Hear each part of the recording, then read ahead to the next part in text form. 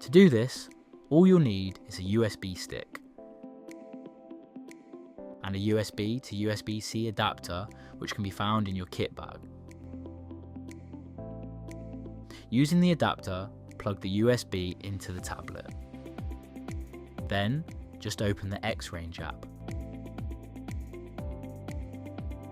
Once in Mina, tap Share next to the report you want to transfer and tap the Files app. This will redirect you to the Files app. Tap Downloads, then tap and hold on your report to select it. In the top right menu, you choose to copy your report. Then in the top left menu, select the USB stick. Then just tap Copy. You'll get a notification that the file is being copied. Once this has vanished, you're all done. Just open the USB folder to double check.